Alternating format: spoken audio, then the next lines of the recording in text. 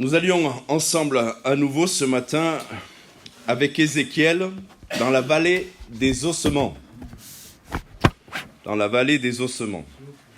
Et j'aimerais que nous puissions lire à nouveau cette vision que Dieu a donnée d'une manière particulière à son serviteur, à Ézéchiel. Une vision qui a entraîné cet homme au milieu de cette vallée des ossements. Dans Ézéchiel 37, nous allons faire la lecture du verset 1er au verset 10, s'il vous plaît. Pour ceux qui peut-être n'étaient pas là dimanche dernier, je vous encourage à aller écouter donc le message que nous avons apporté dimanche dernier. Et ce matin, le titre de mon message est celui-ci, vous le voyez à l'écran. Plus qu'un bruit, un mouvement de l'esprit. Et cela peut-être n'est pas évident dans la formulation du titre, mais en fait c'est une prière que nous pourrons faire monter vers le Seigneur à la fin de ce partage. Plus qu'un bruit, un mouvement de l'esprit. Et vous allez comprendre dans quelques instants pourquoi. Dimanche dernier, je vous ai invité, encouragé à découvrir une anomalie. Je ne sais pas si vous l'avez cherchée et si vous l'avez trouvée. Mais il y a une anomalie dans ce texte. Une anomalie sur le plan humain, sur la logique humaine. Et savez-vous, mes frères et sœurs, que Dieu, n'agit pas selon la logique humaine. Et qu'il y a avec Dieu, concernant les choses de la foi, des choses qui nous paraissent pour nous comme une anomalie. Mais en fait, ce n'en est pas une, quand nous allons sur le terrain spirituel et le terrain de Dieu. La main de l'Éternel, Ézéchiel 37, fut sur moi. Et l'Éternel me transporta en esprit et me déposa dans le milieu d'une vallée remplie d'ossements. Il me fit passer auprès d'eux tout autour, et voici, ils étaient fort nombreux. À la surface de la vallée, ils étaient comme complètement secs, nous dit ces eaux. Il me dit, fils de l'homme, ces eaux pourront-ils revivre? Je répondis, Seigneur éternel, tu le sais. Et il me dit, prophétise sur ces eaux et dis-leur, ossements desséchés.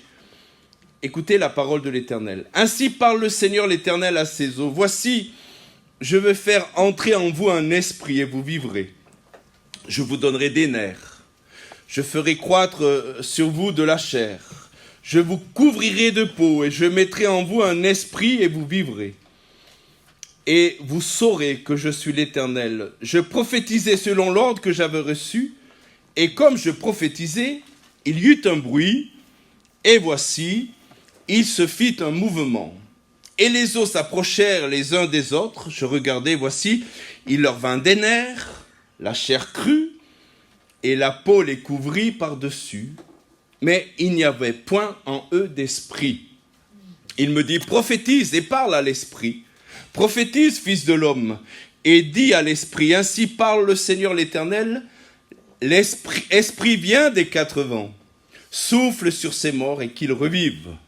Je prophétisais selon l'ordre qu'il m'avait donné, et l'esprit entra en eux, et ils reprirent vie. Et ils se tinrent sur leurs pieds. C'était une armée nombreuse, très nombreuse. Amen. Nous avons conclu le culte dimanche dernier avec cette déclaration. Nous prions pour qu'il y ait dans notre Église une armée nombreuse et très nombreuse, avec le souffle de l'Esprit. Relisons le verset 7, car l'anomalie est là et je n'en parlerai qu'à la fin du message de cette anomalie. Je prophétisais selon l'ordre que j'avais reçu, dit le texte, et comme je prophétisais, il y eut un bruit, et voici, il se fit un mouvement. Les os s'approchèrent les uns des autres, dit la parole de Dieu. Amen. Permettez-moi de commencer par une question provocatrice. Quelle est la différence entre un réveil et un événement religieux bruyant ? Ce n'est pas une question rhétorique. C'est une question vitale, urgente, une question dont la réponse, écoutez-moi bien, conditionne tout ce que nous faisons ici. Parce qu'il est possible d'avoir beaucoup de bruit sans qu'il y ait de mouvement. Et il est possible que le vrai mouvement de Dieu arrive dans un murmure. dans cette vallée d'Ézéchiel 37, nous voyons qu'Ézéchiel a prophétisé, il a parlé, et quelque chose s'est produit. À la parole apportée, nous en parlerons dimanche prochain. Ce qui peut créer une action de Dieu dans les cœurs par le souffle du Saint-Esprit, ce n'est pas ma parole, ce n'est pas votre parole, c'est la parole de Dieu. Et la parole de Dieu est vivante. La parole de Dieu a touché mon cœur. La parole de Dieu a sondé les entrailles de mon âme. Et par le Saint-Esprit, elle a révélé le grand besoin que j'avais de Jésus-Christ. Et mes amis, j'aimerais vous dire ce matin, dans un monde évangélique, où parfois il y a beaucoup de bruit, eh bien nous cherchons le mouvement de l'Esprit. Je vais en parler avec force au détail et essayer de vous faire comprendre comment Dieu agit. Je vous disais tout à l'heure, quelle est la différence entre un réveil spirituel et un événement religieux bruyant? La différence, c'est la vie. La différence, c'est le mouvement de l'Esprit. Et je veux que nous nous arrêtions sur cette séquence, écoutez bien, un bruit puis un mouvement. Parce qu'il y a dans cette séquence, le bruit d'abord et le mouvement ensuite, un enseignement dont nous avons besoin et surtout ne pas passer à côté de ce que Dieu veut faire. Mon premier point est celui-ci, le piège ou le danger du bruit sans mouvement. Allons au désert maintenant. Nous quittons pour un moment la vallée des ossements. Nous allons au désert avec Élie. On ne va pas lire tout le texte. Je vais vous expliquer un peu ce qui s'est passé. Mais dans 1 Roi chapitre 19, nous découvrons Élie épuisé. C'est un homme de Dieu, un prophète authentique. Il a confronté, vous savez, les prophètes de Baal et d'Astarté. Il y a eu un combat sur la montagne. Il y a eu le feu qui est descendu sur le sacrifice d'Élie et qui n'est pas descendu sur le sacrifice des prophètes, des idoles. Et Dieu a manifesté sa gloire. Dieu a triomphé. Le prophète Élie est en haut du sommet. Il est victorieux par la grâce de Dieu. Mais il tremble devant une femme. Comme quoi, mes sœurs, vous pouvez faire trembler des hommes. Il tremble devant une femme. Il s'enfuit. Il va dans le désert. Et il arrive à un endroit qui s'appelle Horeb, la montagne de Dieu. Et là, il attend. Mes amis, il a besoin du souffle de Dieu. Il a besoin d'être renouvelé. Tout grand prophète qu'il est, tout victorieux qu'il est, il est dans une phase de descente, de déprime. Je crois que c'est un homme déprimé ici. Et mes frères et sœurs, on peut servir Dieu avec joie, avec foi, avec passion, connaître des montagnes extraordinaires, être sur la montagne de Dieu et connaître des moments aussi de dépression spirituelle et de dépression morale. Ne jugeons pas trop rapidement ceux qui peut-être passent par des phases ainsi, de difficultés de l'âme. Ne les jugeons pas trop rapidement. Prions pour eux plutôt, qu'ils soient visités par le Saint-Esprit. Et Élie est épuisé, il est là, fatigué, et il attend. Et Dieu lui dit, sors et tiens-toi sur la montagne devant l'Éternel. Sors. Et que se passe-t-il? Le texte nous dit qu'il y a eu d'abord un vent fort et violent. Et si puissant, dit la parole de Dieu, qu'il déchire les montagnes et brise les rochers. Spectaculaire.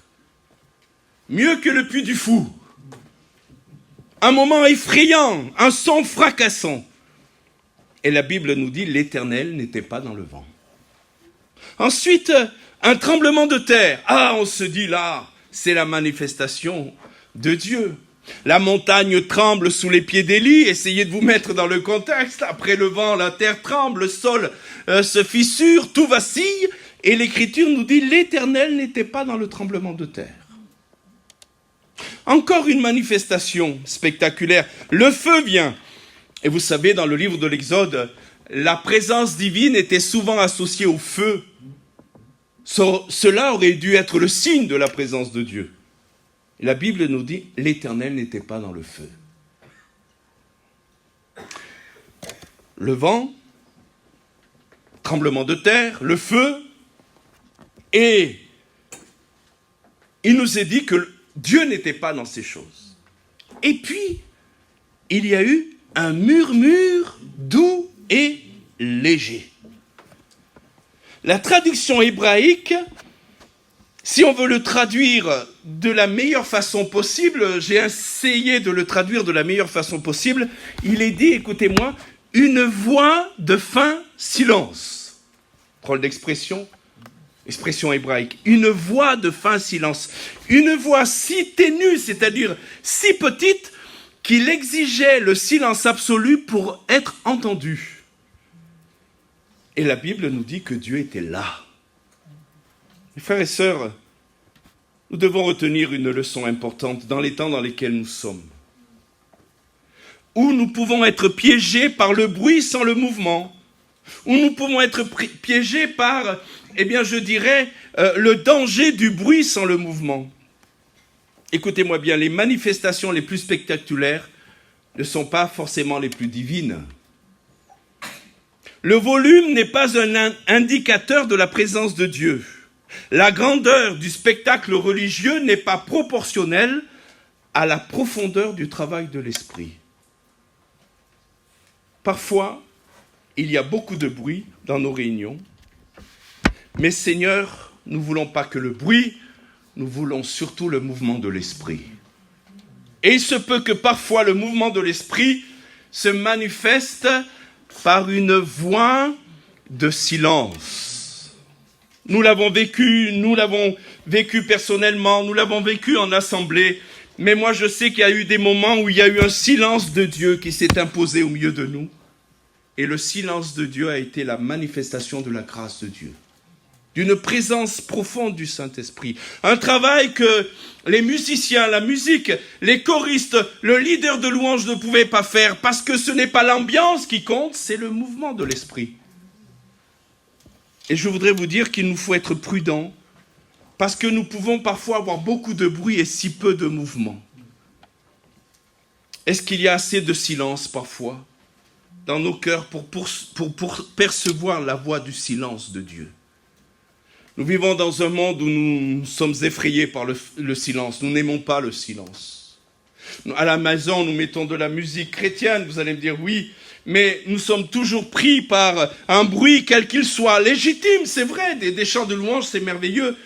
Mais peut-être faut-il que parfois, nous restions dans le silence. Parce que dans le silence, Dieu peut nous parler. Dans le silence, nous ne sommes pas parasités par un bruit de fond, un bruit sonore. Et là, dans le silence, Dieu, dans une voix ténue, mais une voix perceptible par celui qui veut l'entendre, Dieu peut nous parler. Pensons à nos églises, je parle d'une façon générale, à nos réunions. Il est possible de donner l'illusion de la vie par le bruit. Des programmes animés, des musiques entraînantes, des prédicateurs éloquents, des amens sonores. Tout cela peut être présent et pourtant l'Esprit de Dieu peut ne pas être là. Le mouvement peut manquer. Et écoutez-moi bien, ce qui compte, c'est le mouvement de l'Esprit. Il y a un son qui doit venir et on le verra particulièrement dans quelques instants, non pas de la terre, mais du ciel. Et c'est le son du ciel qui changera tout. Qu'est-ce que le mouvement de l'esprit? Qu'est-ce que je veux voir dans mon assemblée? Qu'est-ce que nous voulons voir dans notre assemblée? La transformation des vies. Parce que c'est l'esprit qui transforme nos cœurs. C'est l'esprit qui transforme nos vies. C'est le pécheur qui sort du service, du culte, différent de ce qu'il est entré. Non pas qu'ils disent « Ah, les musiciens étaient bons ce matin ». Oh, la chorale était magnifique. Je ne suis pas contre cela, ne vous méprenez pas sur mes propos. Mais j'aimerais davantage que les pécheurs entrant dans ce lieu sortent et disent « J'ai vécu quelque chose avec Dieu. Le Saint-Esprit m'a saisi. » Je suis moi-même rentré dans une église comme celle-ci, pécheur, notoire, cherchant Dieu. Je cherchais Dieu de tout mon cœur, je le cherchais maladroitement. Les chemins que j'avais empruntés n'étaient pas le bon, car le seul bon chemin, c'est Jésus. Mais un jour, je suis rentré dans un culte comme ceci. Oh, il n'y avait pas beaucoup de bruit. Il y avait une sœur gitane qui s'est mise à parler en langue à côté de moi. Et comme je le dis souvent, il n'y a pas que la bouche qui parlait en langue, c'est tout son corps. Et comme j'étais sur le même banc, je remuais avec elle comme cela. Et puis, il y a eu l'interprétation du don en langue. Le mouvement de l'esprit était là. Et le Seigneur m'a touché. Seigneur m'a parlé. Le Seigneur m'a visité. Et par ce mouvement de l'esprit, le pécheur notoire que j'étais a été sauvé ce jour-là par Jésus-Christ. Et je ne suis pas sorti comme je suis entré. J'avais envie d'embrasser tout le monde sur le trottoir. Imaginez là, vous sortez, les gens avaient peur. Qu'est-ce qu'il a ce grand gaillard à vouloir m'embrasser? Jésus m'avait transformé. Et frères et sœurs, la vie n'est pas dans le bruit. La vie est dans le mouvement de l'esprit. Écoutez bien parce qu'on va aller vers quelque chose de très intéressant, qu'on connaît tous par cœur, mais qu'on n'a peut-être pas saisi. D'abord, j'aimerais vous dire que Dieu est un Dieu de mouvement. Dieu n'a pas besoin d'être brillant pour agir. Et Dieu est fondamentalement un Dieu de mouvement. Pensez à l'Évangile, pensez à Jésus. Jésus était constamment en marche. Ses disciples pensaient le trouver ici, il était déjà parti plus loin. Il le pensait endormi le matin, mais il s'était mis en mouvement pour prier et être avec son Père. Il guérissait en passant, il appelait en marchant. Les pêcheurs qui étaient au bord du lac de Tibériade, il les appelait en marchant. Et tout dans le ministère de Jésus est mouvement, dynamisme, élan. Et ouvrez votre Bible avec moi, parce que je vais vous faire lire un texte des plus importants. Au moment, Marc 14, verset 35. Marc 14, verset 35. Au moment le plus horrible de sa vie terrestre, où Jésus a eu le moment le plus horrible de sa vie terrestre, pas la croix, à Gethsémane. Et regardez ce qu'il est dit de Jésus à Gethsémane, Marc 14, 35.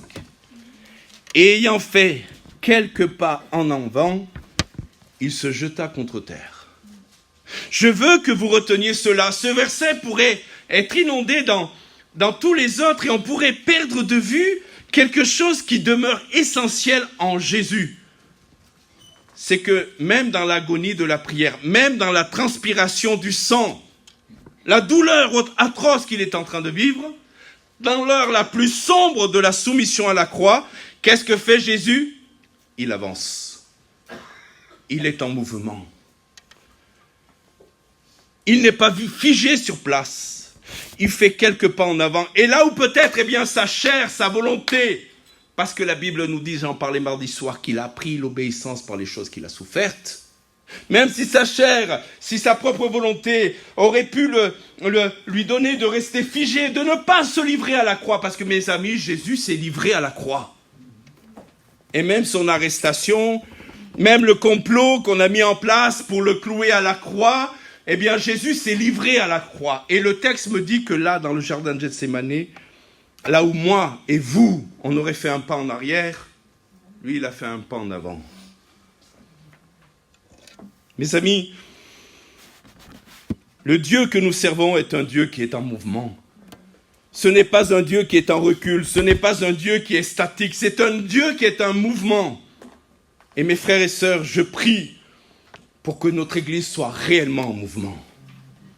Pas statique, ni en recul, encore moins en recul, mais le recul, il ne faut pas être statique, figé, il ne le faut pas non plus. Oh Seigneur, souffle de ton esprit sur ton Église à Aurillac, pour que celle-ci se mette en mouvement. Alléluia. Allons maintenant dans Acte 2. C'est là où je vais vous faire remarquer quelque chose d'extraordinaire. Et ce que je vais vous faire remarquer, c'est que le bruit, et vous allez le voir avec moi, il y a eu 2 bruits, et dans le texte original, allez le vérifier à la maison, le mot bruit n'est pas le même dans le texte original. Nous, dans notre langue française, dans, je dirais, la faiblesse de nos traductions, car la langue française n'a pas le vocabulaire et la portée du grec, mais dans Acte 2, vous savez ce qui s'est passé dans Acte 2? C'est ce qu'on appelle la Pentecôte. Et dans Acte 2, il y a eu 2 bruits. Et regardez bien, on va l'étudier ensemble, qui a débouché sur 2 mouvements. Mais remarquez avec moi que les mouvements ont suivi les bruits. Le jour de la Pentecôte, Acte 2, verset 1er. Le jour de la Pentecôte, ils étaient tous ensemble dans le même lieu. Tout à coup, il vint du ciel un bruit, premier bruit, Et pas le même mot en grec qu'on va lire dans quelques instants.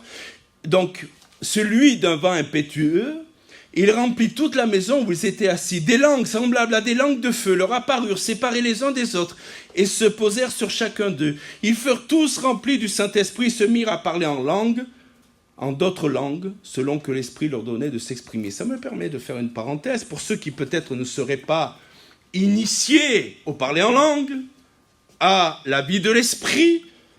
L'Écriture nous dit que nous pouvons être remplis du Saint-Esprit et nous mettre à parler dans une langue que nous ne connaissons pas. Une langue qui vient sur notre bouche, dans notre bouche, que nous exprimons et qui s'appelle le parler en langue. Donc ne soyez pas étonnés si vous venez au milieu de nous en disant « c'est un peu bizarre, je connais quelques langues, mais quand je les entends parler, eh bien je ne comprends rien de ce qu'ils disent. Je vous rassure, même ceux qui parlent ne le comprennent pas. » Alors vous allez me dire « ça ne me rassure pas ». Mais c'est le miracle du parler en langue par le baptême du Saint-Esprit. Amen. Donc ne soyez pas effrayés, vous venez de découvrir avec moi que l'Écriture en parle et que l'Écriture nous donne bien la raison de ces parler en langue. Or, il y avait à Jérusalem, verset 5, des Juifs hommes pieux de toutes les nations qui sont sous le ciel. Regardez bien. Au bruit qui eut lieu, la multitude courut, et elle fut confondue parce que chacun les entendait parler dans sa propre langue. Ils étaient dans l'étonnement et la surprise, et ils se disaient les uns les autres, « Voici des gens qui parlent, ne sont-ils pas tous galiléens? Et comment les entendons-nous parler dans notre propre langue, à chacun dans notre langue maternelle ?» On arrête là la lecture. Au bruit qui eut lieu, le mot « bruit » là n'est pas le même que le premier. Je voudrais vous faire remarquer quelque chose. Suivez-moi. Le premier mot, en grec, c'est « ékos ». Il vient du ciel un bruit comme celui d'un vent impétueux. C'est « ékos » qui a donné « écho ». Et le mot ici, c'est un son. C'est une résonance. C'est un écho qui vient du ciel. Peut-être pour que vous le compreniez le mieux, c'est la même façon quand un avion, vous savez, passe le mur du son. C'est ça, mon frère? Quand il passe le mur du son, vous entendez boum. C'est vrai ou pas? C'est un bruit qui vient du ciel. C'est comme un écho. Et c'est ce mot-là qui est employé. Un bruit qui est venu du ciel, une résonance qui est venue du ciel, et un bruit qui a envahi toute la maison. Et au verset 6, quand ce bruit qu'il y a eu dans la maison se fit entendre, la multitude accourut. Et là, le mot, c'est plus écho, c'est phoné. Et c'est une voix, c'est un son articulé, c'est quelque chose que l'on peut distinguer. C'est le son des langues qui produit ce second bruit. Suivez-moi bien, un bruit qui vient du ciel et qui donne un bruit qui vient sur la terre. Vous me suivez là? Mais la source, c'est le ciel. La source, c'est l'écho de Dieu. Et l'écho de Dieu a permis à ceux qui étaient réunis dans la prière et dans la foi d'avoir un autre bruit verbalisé dans des langues connues, puisqu'à l'époque, ceux qui étaient de part, tout ça, on dit, mais on reconnaît cette langue, alors qu'ils sont tous galiléens. Un qui est venu du ciel, et un autre qui a été produit sur la terre, suivez-moi bien, par le Saint-Esprit. Et regardez bien. Ces deux bruits ont produit deux mouvements. D'abord, un mouvement de foule. Puisque la Bible me dit qu'au bruit qu'il y a eu, c'est-à-dire 120 personnes qui ont parlé en langue, ça a fait du bruit. La Bible me dit qu'une foule est venue voir. Mais rappelez-vous, la source, elle était d'abord en haut. Quelque chose s'est produit sur la terre, vous me suivez là? Mais la source était en haut. Et la multitude a couru. Quand je vois cela, je ne vois pas qu'il y a d'annonces dans les médias, pas de publicité, pas d'affiches dans les rues. Le bruit que produit le Saint-Esprit a attiré les hommes avec une force que toute communication humaine ne peut pas reproduire. 3000 personnes sont venues en ce jour-là. Aucune campagne d'évangélisation humaine. Rien d'humain ne peut l'expliquer. Mais suivez-moi bien. le premier bruit, le premier mouvement était important, mais il était loin d'être suffisant. Ce premier mouvement, c'était des corps qui se déplacent pour voir ce qui se passait, des curieux qui s'approchent. Mais suivez-moi bien, c'est loin d'être le plus important. Je voudrais vous dire, écoutez-moi bien, je vais essayer de le dire de la meilleure façon possible. Nous pouvons attirer des foules. Seul le Seigneur et le Saint-Esprit peuvent attirer des cœurs. On peut mettre des choses en place. On pourrait peut-être, si c'était notre intention, en tout cas ce n'est pas la mienne, nous perfectionner dans, je dirais, l'ambiance qu'on peut faire lors d'un culte avec peut-être des choses qui relèveraient de l'effort humain. Mes amis, on peut attirer des foules. Je vais le dire ainsi, je ne suis pas impressionné par les foules. Je suis impressionné par les cœurs qui sont changés par Jésus-Christ. Je ne suis pas impressionné qu'on réunisse tant de milliers de gens. Je ne suis pas impressionné qu'on réunisse des stades entiers. Ce qui m'impressionne, c'est quand les cœurs sont touchés par le Saint-Esprit. Ça m'impressionne. Amen. Et regardez au verset 37, c'est très intéressant parce que il fallait un premier mouvement. Il fallait que cette foule vienne voir ce qu'il se passait. Mais il fallait surtout ce second mouvement. Verset 37, acte 2, vous y êtes. Après avoir entendu ce discours, le discours de Pierre, sous l'onction du Saint-Esprit, la Bible me dit qu'ils eurent le cœur vivement touché. Le texte original peut se traduire de deux façons. Je vais en parler dans quelques instants, mais le texte original peut traduire d'une première façon. Ils ont senti comme si leur cœur sortait d'eux-mêmes. Le texte original emploie le mot « la componction ». Est-ce que vous avez déjà entendu parler de la componction? Ce mot que nous n'utilisons plus, écoutez bien, c'est la piqûre, la blessure intérieure, le sentiment d'être d'être atteint au plus profond par une vérité que l'on ne peut pas fuir. Oh mes amis, ce n'est pas le bruit de l'homme qui peut faire cela. C'est l'action du Saint-Esprit qui peut faire ça. Au fond de la salle, lorsque je me suis donné à Christ, caché au fond pour me moquer de ces chrétiens, je le dis avec honte aujourd'hui, j'étais venu au culte pour me moquer des chrétiens. Pour moi, c'était des peace and love. Et oui, j'avais pas compris ce que le Seigneur pouvait faire dans les vies. Et il y a eu une componction dans mon cœur. Il y a eu une blessure dans mon cœur, mais écoutez-moi bien, une blessure salutaire. Il y a eu une percussion par le Saint-Esprit dans mon cœur. Et jamais je n'aurai assez de mots pour remercier le Seigneur qu'il ait fait cela dans ma vie. L'ambiance n'aurait pas pu me changer. L'atmosphère humaine n'aurait pas pu me changer, mais le Saint-Esprit a fait le miracle. Et mes frères et sœurs, je prie pour que dans notre église, il y ait des componctions. Je prie pour qu'il y en ait ce matin des componctions. Et cette composition a produit une question. Frères, que devons-nous faire pour être sauvés? Écoutez-moi bien, voilà le vrai mouvement. Déplacer des foules, on peut le faire facilement. Une foule va se déplacer dans quelques jours à Clermont-Ferrand. Et béni soit Dieu pour cette foule qui va se déplacer. Mais je prie pour que les cœurs soient touchés. Alléluia.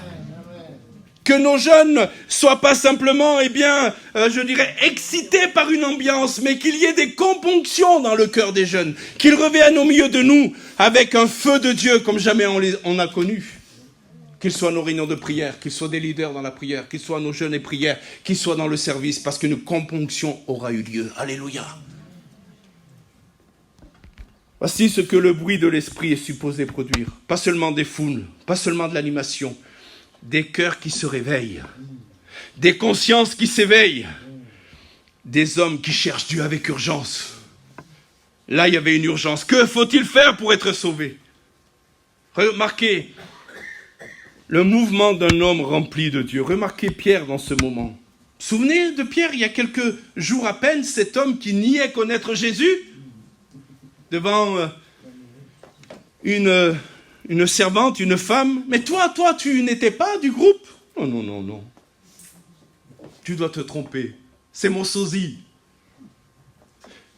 Jésus, il niait connaître Jésus dans la cour du souverain sacrifice. Il a pleuré amèrement, il était brisé. Et après la Pentecôte, je le dis comme ça, écoutez-moi bien, le lièvre est devenu un lion. Amen. Vous savez, le lièvre qui fuit les phares de la voiture est devenu un lion. Et je prie que dans cette église, il y ait des lièvres qui deviennent des lions. Alléluia. Vous me suivez là? Et puis quand Pierre prêche, mes amis, il n'a pas appris la diplomatie. Il dira au verset 23, je le lis pour vous, quand il parle de Jésus et quand il s'adresse à cette foule dans laquelle il y a ceux qui ont condamné Jésus à la croix, il leur dit, vous l'avez fait mourir. Oh, les diplomates, ceux qui voudraient alléger le message de l'évangile, auraient pu dire à Pierre, doucement Pierre, ne va pas si loin. Mes amis, quand quelqu'un est rempli du Saint-Esprit, il parle avec amour, mais il parle avec vérité. Pas de message lisse pour ne pas froisser personne. Une vérité directe, douloureuse, mais écoutez-moi bien, nécessaire. Le mouvement de l'Esprit dans Pierre a produit un mouvement de vérité courageuse. Et mes frères et sœurs, il nous faut aimer les pécheurs. Mais parce que nous les aimons, nous devons leur parler avec vérité. Alléluia. C'est pas vrai qu'on ira tous au paradis. C'est pas vrai, mes frères et sœurs. C'est pas parce qu'on vient à l'église ce matin, c'est pas parce qu'on participe à ce culte ce matin que nous irons au paradis. Il nous faut avoir Jésus comme sauveur, et pour avoir Jésus comme sauveur, il faut être conscient que nous avons besoin d'un sauveur. Et donc il faut être conscient que nous sommes pécheurs. Et ce mouvement de vérité a produit un mouvement de repentance dans les cœurs. Voici la chaîne, suivez bien la chaîne. Le bruit du ciel, rappelez-vous, la source est toujours en haut. Le bruit du ciel a produit dans le cœur de Pierre un mouvement dans l'homme de Dieu, qui a produit un mouvement dans la prédication, qui a produit un mouvement dans les cœurs et qui a produit un mouvement de conversion. Voyez la chaîne? Le ciel, l'homme, prédication, mouvement des cœurs, mouvement de conversion. Voici les maillons. Et maintenant, avant de conclure, je vais vous amener à un texte encore bizarre avec une anomalie. Je vais vous amener dans Genèse chapitre 8. Je veux vous amener maintenant à l'autre bout de votre Bible. Excusez-moi, pasteur. Vous n'avez pas lu Acte 2.38, s'il vous plaît. Acte 2.38. Oui, s'il vous plaît, pasteur. Repentez-vous et que chacun de vous soit baptisé au nom de Jésus-Christ. Amen. Pour le pardon de vos péchés, vous recevrez le don du Saint-Esprit. Genèse chapitre 8. Voulez-vous lire juste avec moi le verset 1er? Vous allez voir une anomalie. Pourquoi je parle d'anomalie? Parce que ce que Dieu va faire sur le plan humain est contre-productif. Vous connaissez tous le déluge? Le déluge qui avait tout submergé. Les eaux avaient tout recouvert. Et Genèse 8, verset 1 nous dit, je lis le début et la fin, Dieu se souvint de Noé, non pas que Dieu avait oublié Noé, mais c'était le moment que Noé sorte de l'arche. Et regardez bien ce que dit le texte. Et Dieu fit passer un vent sur la terre et les eaux s'apaisèrent. Pourquoi je dis que c'est une anomalie? Pour faire reculer ce chaos gigantesque, cette masse d'eau déchaînée, Dieu va utiliser un vent. Et c'est contre-logique. Parce que si vous avez déjà été au bord de mer, quand le vent se lève, les vagues apparaissent. Vrai ou pas? Dans la nature. Quand le vent se lève, vous voyez que la mer commence à bouger et que les vagues apparaissent. Et là, le texte me dit que Dieu lui a soufflé sur la mer déchaînée et que les eaux se sont apaisées. Mes frères et sœurs, c'est la méthode de Dieu qui n'a rien à voir avec la méthode de l'homme. La méthode de Dieu, c'est un souffle qui vient apaiser. Mes amis, je ne sais pas comment vous vivez dans ce monde, mais j'ai quand même le sentiment que notre monde ressemble beaucoup à un déluge.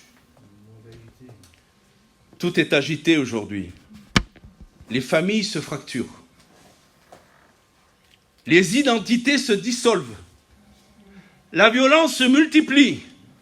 Les âmes sont perdues dans les eaux tumultueuses de ce que je vais appeler la confusion, la peur, le vide et la logique humaine.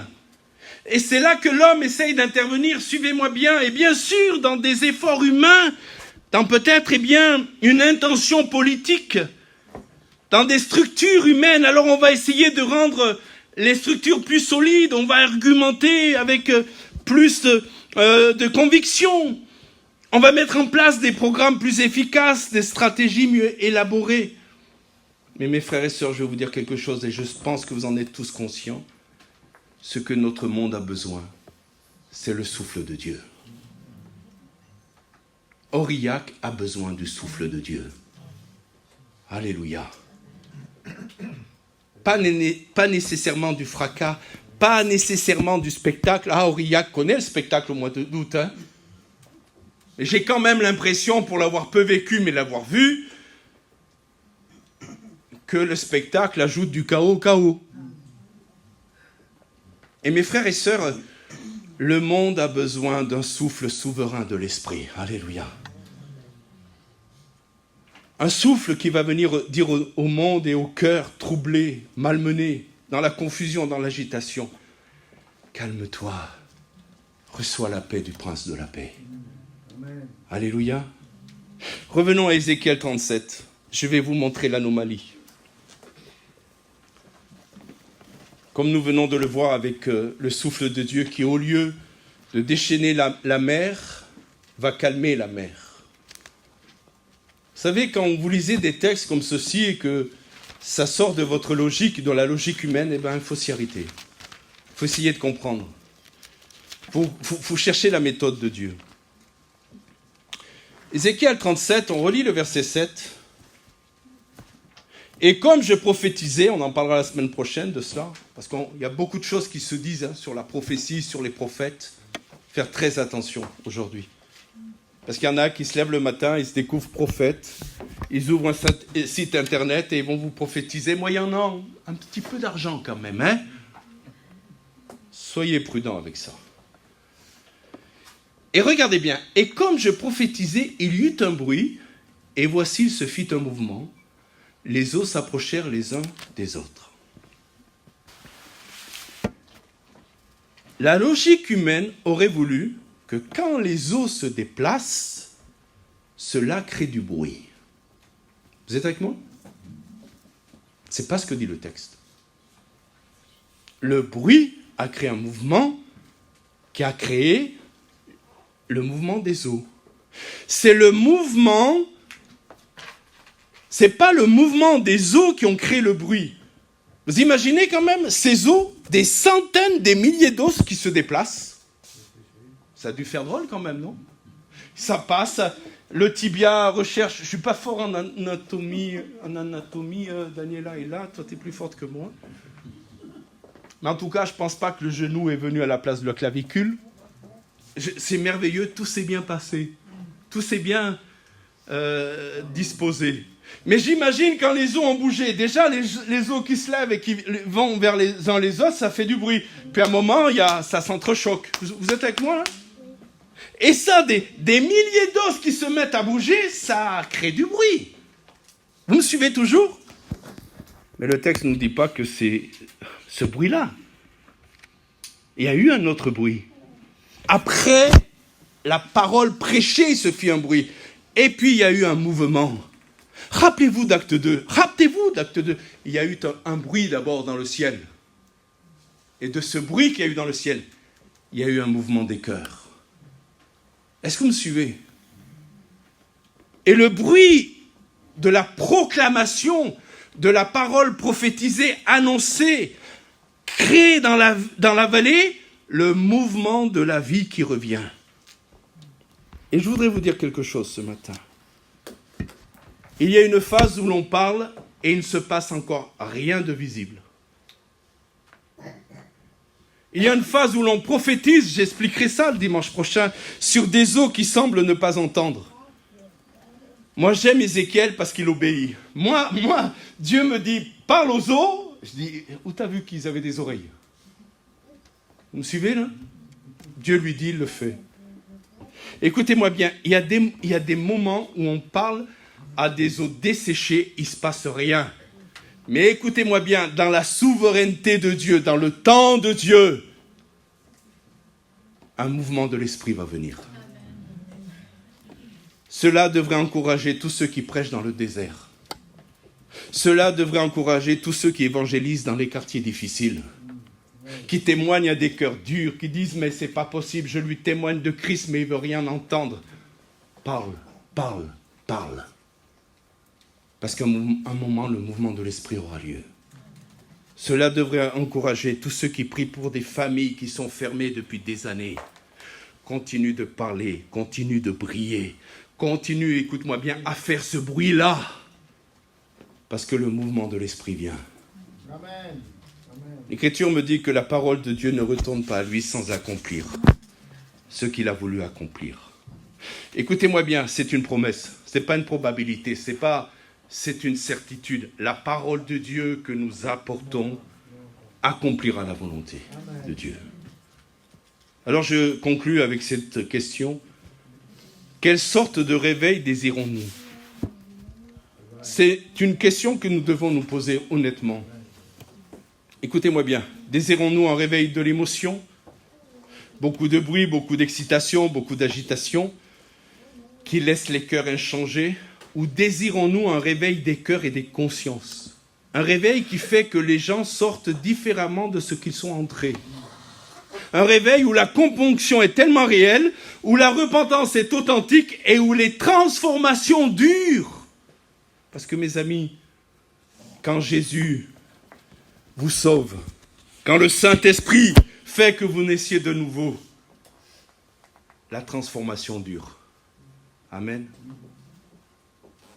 C'est le réveil de la Réforme, c'est le réveil qu'il y a eu au pays de Galles en 1904, je ne sais pas si vous avez entendu parler de ce réveil, où toutes les tavernes se vidaient, parce que des hommes qui les fréquentaient venaient rencontrer Dieu. Tous les lieux de débauche ont fermé. Parce qu'il y avait une telle onction, une telle présence de Dieu, que ces lieux n'avaient plus de clients. Oh Seigneur, souffle sur Aurillac, pour que tous les lieux de débauche soient fermés. On aura des ennuis avec les patrons de ces lieux, mais on n'en aura pas avec le Seigneur. Amen. Alors je vais conclure, on va conclure par la prière. Frères et sœurs, nous avons besoin d'un mouvement de l'esprit. Vous êtes d'accord avec moi? Est-ce que vous êtes d'accord avec ça?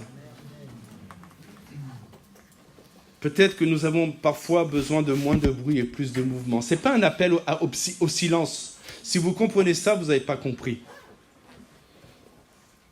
On n'a pas besoin... Ce n'est pas le silence qui fait la présence de Dieu. Mais écoutez-moi bien, le silence n'est pas non plus une preuve de son absence. La vraie question, c'est est-ce que le bruit que nous faisons dans ce lieu va déboucher sur un mouvement de l'esprit? Est-ce que nos réunions, nos prédications, notre louange produit quelque chose dans les cœurs? Dans la nuit la plus sombre, Jésus s'est porté en avant. Est-ce que nous voulons dire au Seigneur, on veut avancer aussi? Dans la nuit la plus sombre du monde, car je crois que dans l'histoire de l'humanité, nous avons atteint le summum de l'horreur, Jésus revenant bientôt. Dans la nuit de ce monde, nous voulons avancer comme Jésus a avancé. Et dans la nuit de ce monde, nous voulons prier le Seigneur pour qu'un mouvement de l'Esprit vienne sur ce monde. Et mes frères et sœurs, cet égoïsme-là n'en est pas un, parce que cet égoïsme-là va bénir les autres. Nous voulons d'abord que le mouvement de l'Esprit ait lieu dans nos cœurs. Ce n'est pas de l'égoïsme, c'est vital. C'est vital pour ta vie, c'est vital pour l'Église. Oh, que le vent de Dieu passe sur les eaux d'Aurillac. Que le vent de Dieu vienne calmer la folie de ce monde. Amen. Prions le Seigneur. Seigneur, que notre bruit soit le tien. Que notre voix soit habitée par ton esprit, Seigneur. Que nos paroles ne soient pas seulement de bruit, mais le prélude au mouvement que toi seul peux déclencher. Ô Seigneur, souffle sur notre vallée. Souffle sur nos cœurs. Et que vive maintenant ce qui semblait être mort. Seigneur, nous ne sommes pas désespérés ce matin. Parce que nous avons les deux éléments essentiels. Ta parole qui est la vérité et le Saint-Esprit. Et nous savons que la combinaison des deux, Seigneur, peut créer un réveil et un miracle. Seigneur, nous nous effaçons devant toi. Nous nous courbons devant toi. Et nous te prions, Seigneur, que le bruit qui vienne de ce lieu ait d'abord sa source dans le ciel. Dans la vie d'en haut, dans la vie de l'Esprit. Seigneur, nous ne voulons pas faire du bruit pour faire du bruit. Il n'y a rien de pire que cela.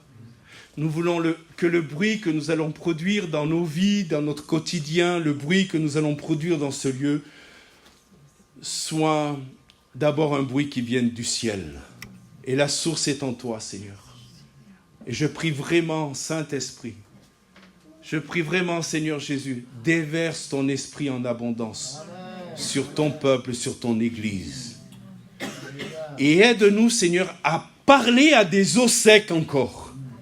Malgré que nous ne voyons rien, Seigneur, donne-nous de témoigner de toi, avec sagesse, avec amour, mais avec persévérance aussi.